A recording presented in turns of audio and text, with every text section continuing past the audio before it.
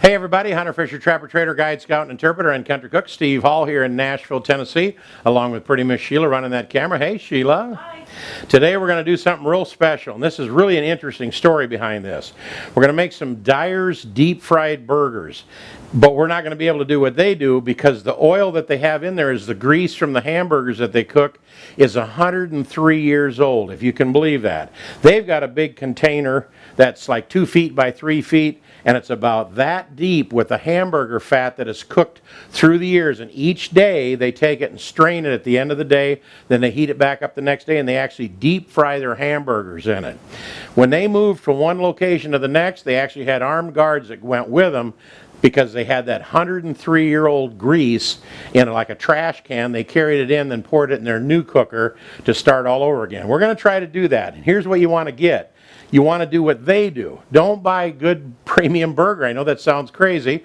Don't even buy 80-20. They use 73% lean, 27% fat, because they want those burgers to produce more fat every time they cook it, so it keeps putting it in there, putting it in there, putting it in there, and eventually I suppose it would get to the point where you'd have to throw some of it away because it would have too much.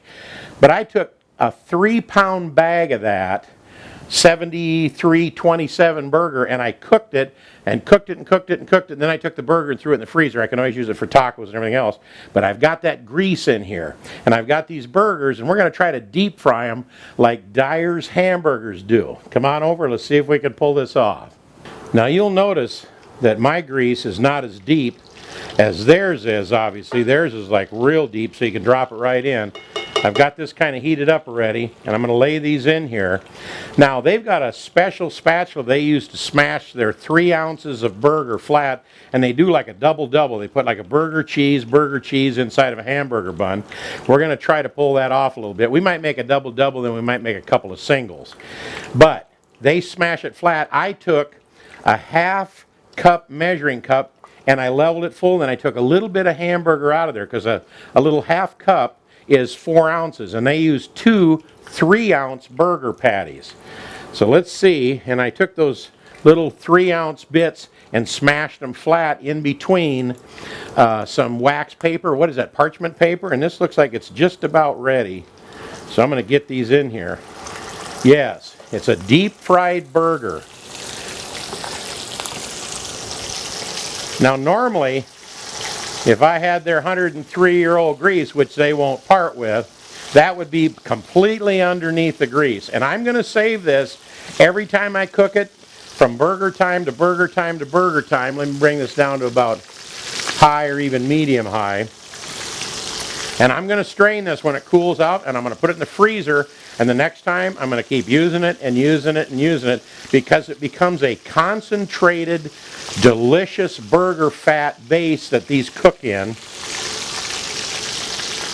And I'm going to turn these quite often because I'm trying to accomplish the same thing that they got, which is deep frying them. And to help settle my grease down just a little bit, I think I'll pop another one in there.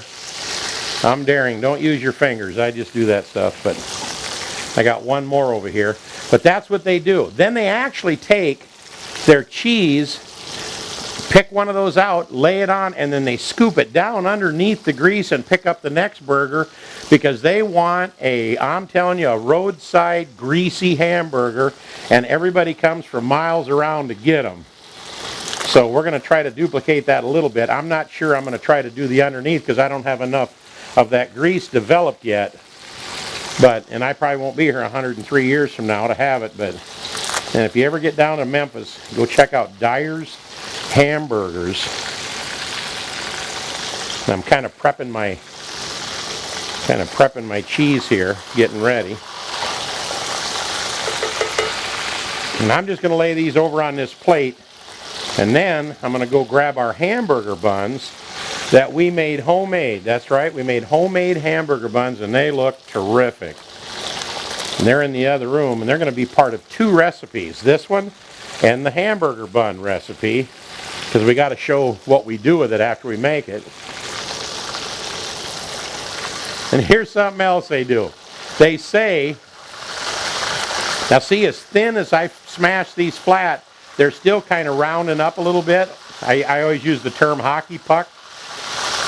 But they're little thin, flat ones. They got them super thin when they put them in there. So I'm going to pull these a little bit early because I like mine kind of medium rare anyway.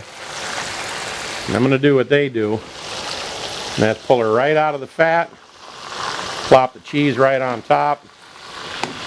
Do the same thing. Deep fried hamburgers. And I'm going to keep this grease, and I use that 73-27. Not good old 80-20, but... And this is really kind of cool because you can use the cheapest burger that they got on sale at the store. I bought a 3-pound bag and it was like $8.29 up here at Food Lion. See if I can get him to slide over perfect. There you have it. Man, we're looking at a 103-year-old recipe where they keep using it over and over and over again.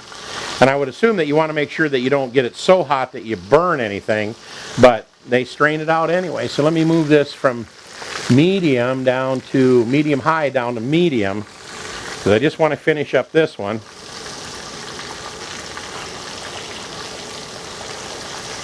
Let's see, Sheila likes hers hamburgers medium to medium well. Me, I can just eat this the way it is. I like them rare. So I'm going to pull this one out early because I want him just the way I want him.